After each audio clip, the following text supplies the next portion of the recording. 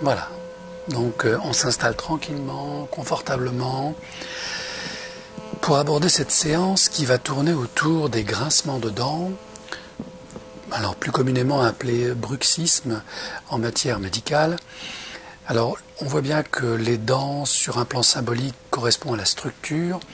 On sait que la structure des dents, c'est la structure du corps, la structure du squelette, mais c'est aussi la structure émotionnelle, la structure mentale et enfin la structure émotionnelle de la personne qui est concernée par ces manifestations. Donc les personnes qui souffrent de bruxisme sont des personnes qui sont en général très volontaires, qui ont un sens assez élevé et inné de la justice, qui ont aussi un sens assez inné de la collectivité, puisque la mâchoire est un regroupement de dents où chacune a sa fonction propre. Et ça peut être assez étonnant de constater que quand le monde ne va pas dans le sens que l'on souhaite, quand la collectivité, les émotions, la sincérité, l'honnêteté ne fait pas partie de notre univers, eh bien il y a du serrage de dents, il y a de la contraction, comme si on voulait retenir une colère, retenir des paroles, et c'est justement ce que l'on va explorer, cette façon qu'a l'inconscient de matérialiser cet autocontrôle qui devient à la longue une autopunition, comme si une part de nous n'arrivait pas à se faire entendre. Et ça part tout simplement de la mâchoire. La mâchoire, c'est l'outil, c'est l'organe de la parole, de l'échange. Et quand on a le sentiment de ne pas être entendu, ou de ne pas avoir la capacité à dire sa vérité, à dire ce que l'on a sur le cœur, eh bien, les dents se contractent, surtout la nuit. Et c'est souvent à ce moment-là que les plus gros dégâts sont faits, aussi bien au niveau de la mâchoire qu'au niveau des joues, à l'intérieur, où l'on a tendance à se mordiller, se mordre. Et bien sûr, il y a les saignements, donc il y a une forme d'autopunition, d'autocensure qui s'incruste dans ce phénomène un peu plus mécanique, un peu plus général. Donc on va continuer dans cette exploration un peu médicale, un peu classique du bruxisme, où on va simplement intégrer un autre phénomène, un phénomène dimensionnel, celui de la petite enfance. À l'époque de la petite enfance, nous vivons tous une installation dentaire qu'on appelle les dents de lait, qui en général disparaissent une fois que la dentition ou la denture définitive apparaît. Mais pendant cet intervalle où les dents de lait se crée aussi la structure de l'enfant. Lorsque nous étions petits, c'est là que se créent nos valeurs, nos croyances. Et aussi, paradoxalement, dans cette structure va s'installer nos blessures, nos doutes, nos peurs, nos frustrations. Avec toujours ce désir inconscient de vouloir être aimé, compris, accepté. Et le sentiment que l'on appartient à une unité, à une famille, à un groupe, et que l'on a sa place dans ce groupe. Le sentiment de rejet, d'abandon, peut générer chez nous, dès la petite enfance, cette crispation. Et comme on est jeune, qu'on n'a pas voix au chapitre, on a le sentiment qu'on n'a pas le droit d'exprimer ce qu'on ressent, que l'on ne sera pas pris au sérieux si on le fait. Alors, durant le sommeil, on échafaude des pensées, des émotions, des plans. Et toutes ces pensées, toutes ces émotions refoulées au moment du sommeil s'installent profondément en nous, dans nos racines. Ce qui a tendance, quand les nouvelles dents, les dents définitives apparaissent, de faire naître de la mémoire dans ces nouvelles dents. La mémoire d'une enfance incomprise, où injustice, trahison, abandon, rejet se sont cristallisés dans notre structure même. Et l'on peut comprendre l'expression des gens bien portants qui croquent la vie à pleines dents, qui ont une force, une capacité à se projeter, à projeter leur structure, leur façon d'être. Et c'est justement ce que nous allons travailler aujourd'hui dans cette séance. Essayer de comprendre quelle est la partie de notre inconscient qui crée ce programme, qui caractérise cet autosabotage, cette autopunition. cette douleur que ressasse sans arrêt, cette crispation. Et l'on sait qu'il y a d'autres formes d'expression de l'inconscient par rapport à cette frustration.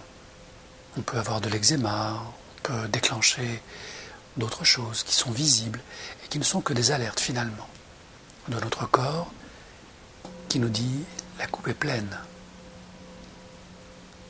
Il est temps d'agir.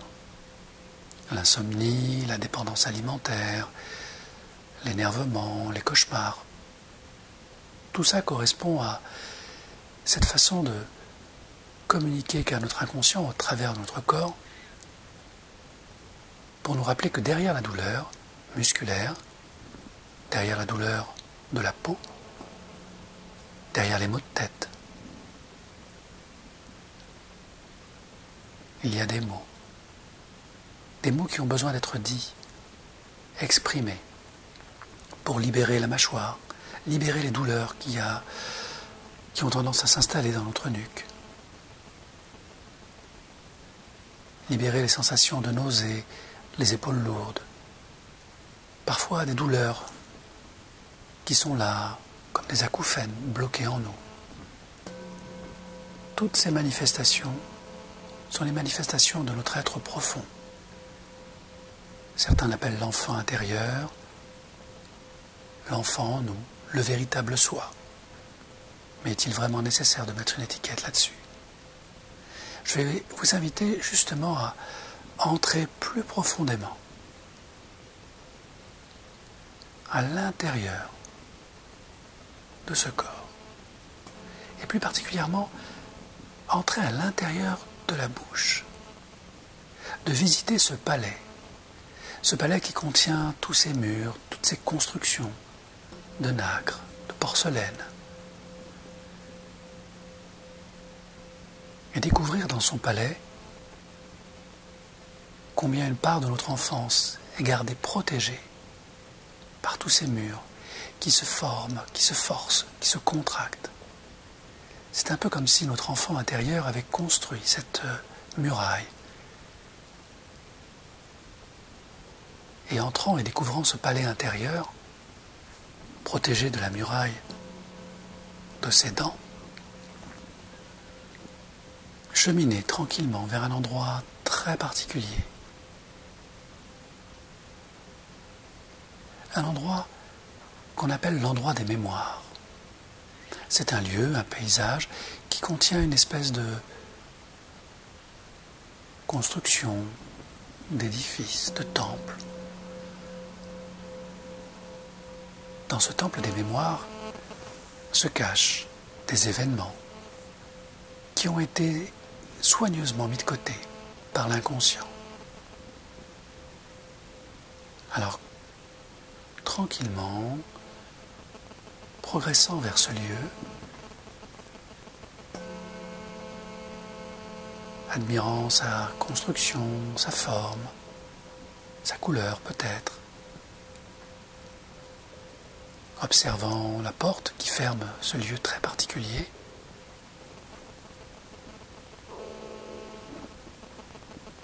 l'inconscient va mobiliser toutes les ressources, toutes les causes qui ont créé tous ces dysfonctionnements atypiques. Car l'inconscient gère notre survie. Et il a fait en sorte que l'information soit rigoureusement préservée, installée dans ce lieu.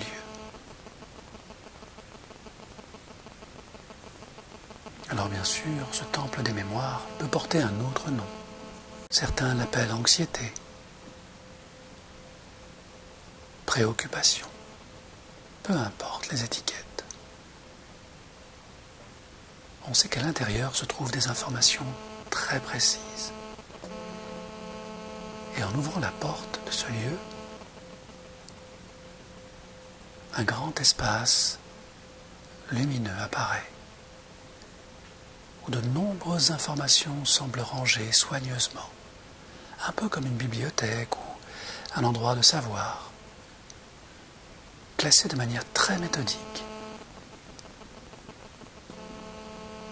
Et en progressant dans ce lieu, on peut percevoir sensations, des images, des couleurs.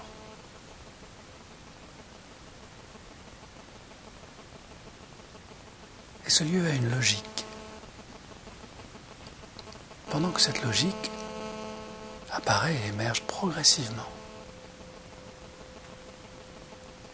l'attention se concentre vers un endroit très précis. Un endroit qui stocke toutes les informations du passé, en lien avec tous ces symptômes.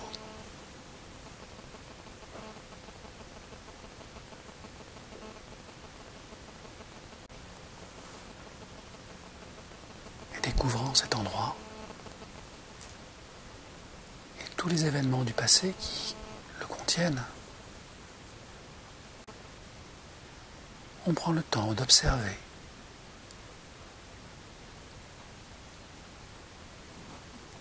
quels sont les événements de notre passé qui ont contribué à construire tous ces symptômes dans notre vie.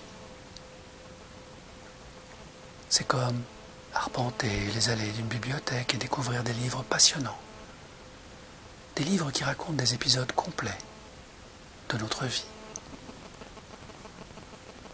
Et c'est peut-être très intéressant de parcourir rapidement, efficacement, chacun de ces livres. Certains événements nous sont connus et sont intégrés. D'autres sont plus surprenants et d'autres encore sont totalement nouveaux. C'est comme découvrir une autre vérité sur soi-même. Et en ouvrant ces livres, commencez à intégrer progressivement tout l'apprentissage, la prise de conscience.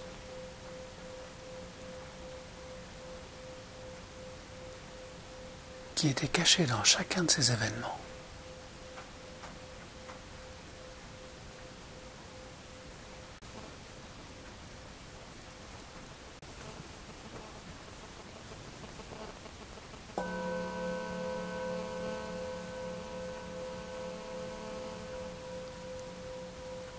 Quel est l'événement racine, l'événement source qui a concentré en lui tout le stress, tout le mal-être,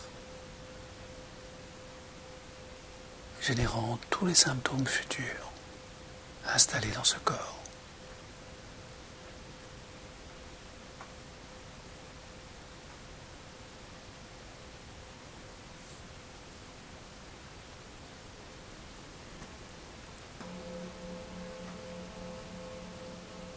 C'est comme ouvrir les yeux pour la première fois sur un événement majeur. Peut-être émotionnel et on peut l'observer à distance, comme l'on regarde l'épisode d'une partie de sa vie, avec un regard beaucoup plus lucide.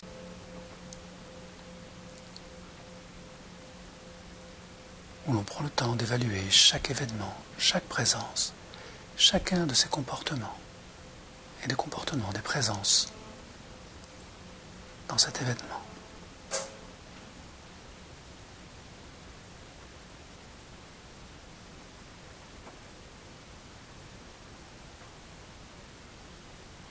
Alors peut-être que cet événement est connecté à la journée ou la nuit. Prendre le temps de bien identifier tous les déclencheurs, tout ce qui sous-tend et soutient tous ces symptômes depuis si longtemps.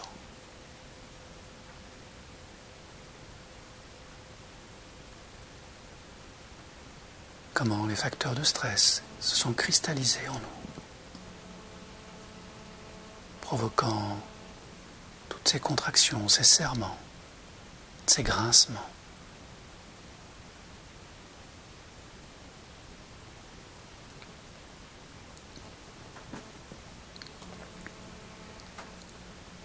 Comme un désir de contrôle toujours déjoué, douloureux.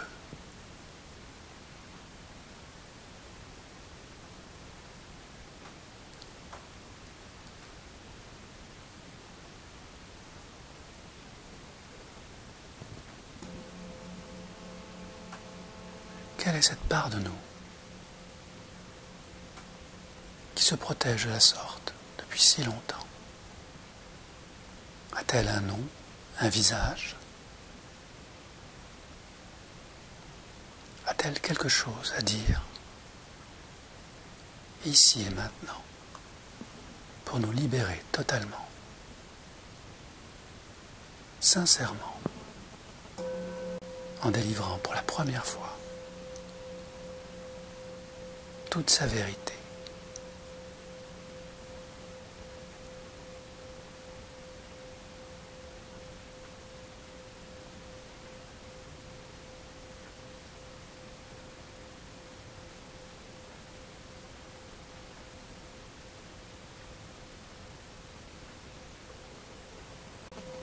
Alors, pendant que la conscience supérieure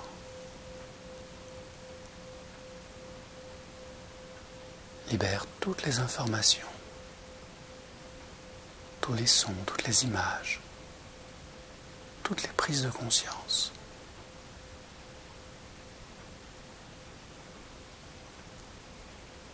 l'inconscient laisse émerger cette part en nous qui génère tous ces symptômes, qui a tant de choses à dire, à transmettre depuis si longtemps.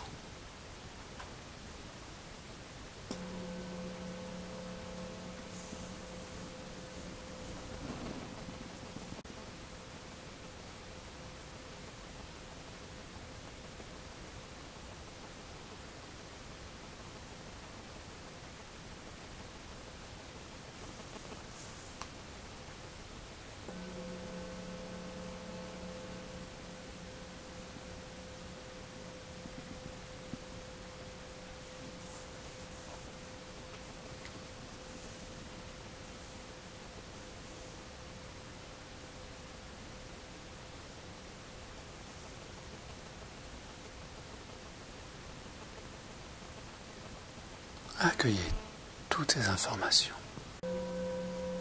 quelle que soit leur forme.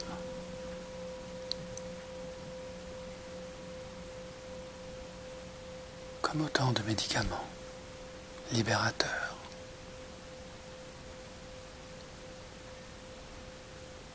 qui assouplissent, relâchent agréablement toute forme de tension, de cristallisation en vous.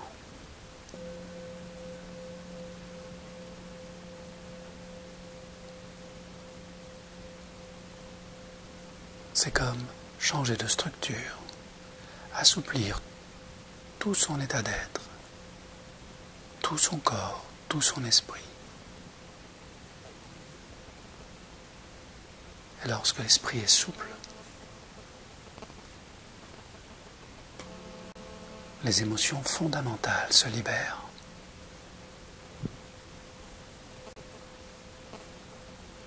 Et dans ce lieu de connaissance et de mémoire, tout peut vous être révélé en conscience.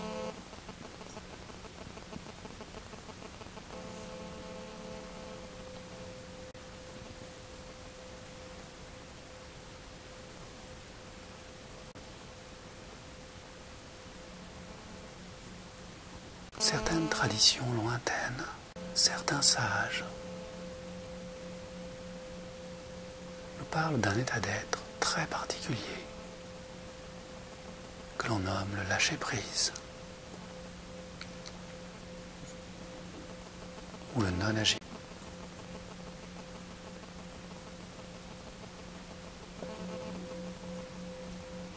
Pour nombre d'entre nous, cette notion est très difficile à comprendre et à accepter, car c'est la nature même de notre mental que de vouloir agir.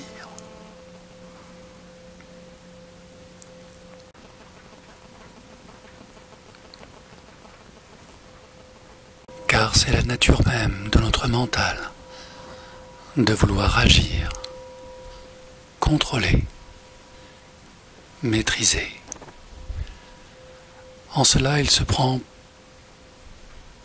pour le maître gouverneur de notre vie.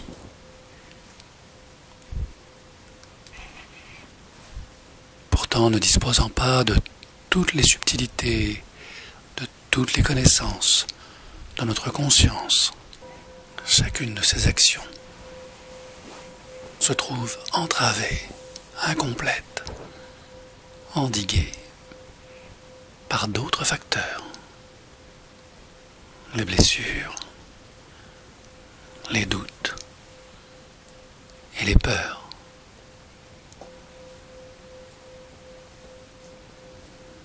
De quoi avez-vous peur?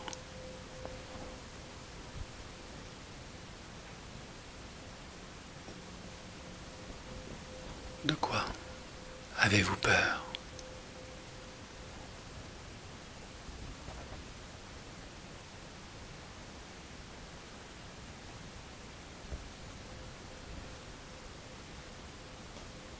De quoi avez-vous peur?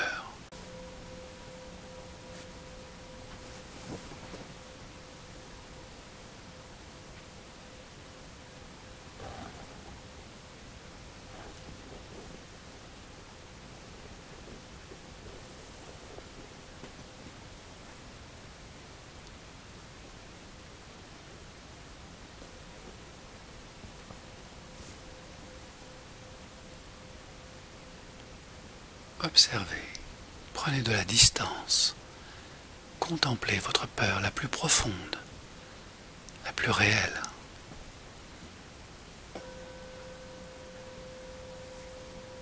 Et découvrez ce qu'elle a à vous enseigner, à vous transmettre, à vous dire maintenant.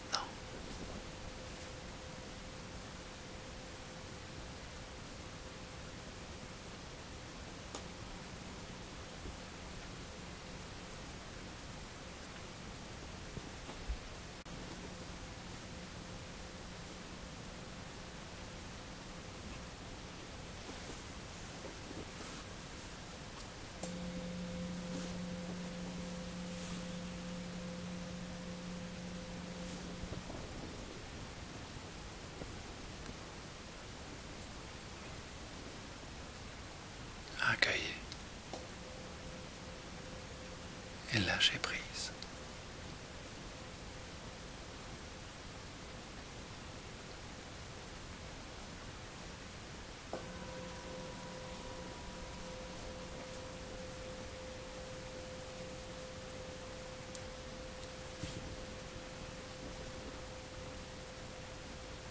Chaque chose a sa raison d'être.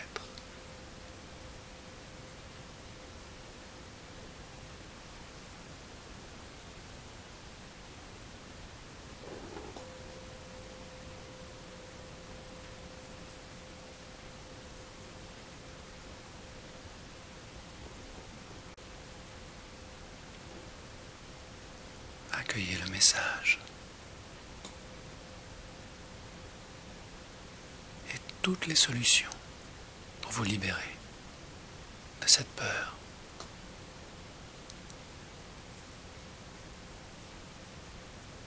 Et lorsque ce sera fait, intégrez et remerciez votre peur comme on remercie un fidèle serviteur et laissez-la partir.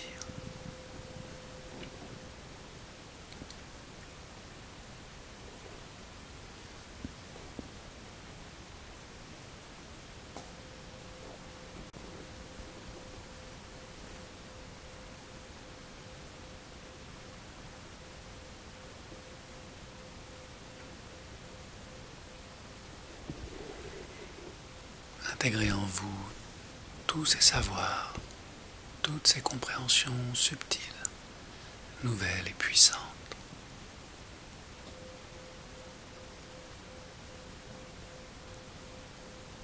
Et laissez ces vérités s'installer au plus profond de votre cœur lumineux, radieux.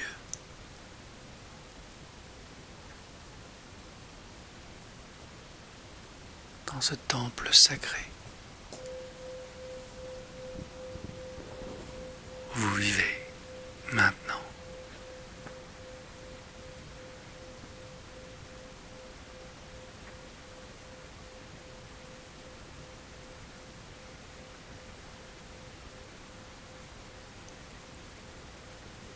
Laissez votre inconscient garder l'essentiel de cet enseignement, afin qu'il transmette dans les jours, les semaines, les mois et les années à venir tous les nouveaux programmes, les nouveaux comportements, les nouvelles pensées et les nouvelles émotions.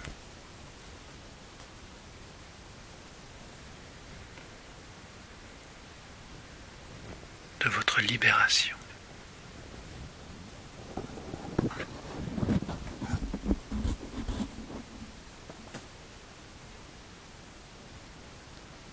Accueillez en vous cette énergie nouvelle dans l'espace de votre corps, à chaque endroit important.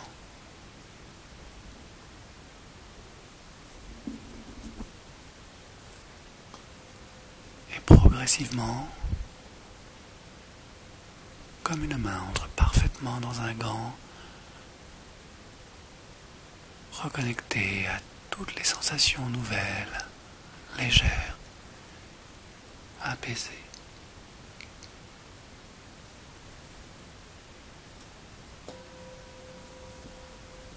De votre corps transformé.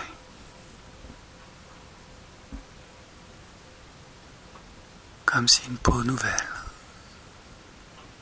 commençait à émerger des profondeurs de votre être, renouvelant toutes vos pensées, vos émotions, vos comportements de libération.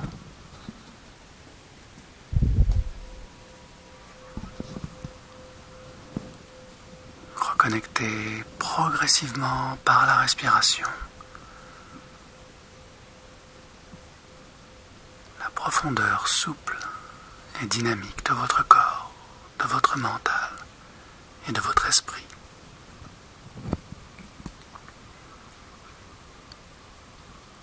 Et à votre rythme, revenez ici et maintenant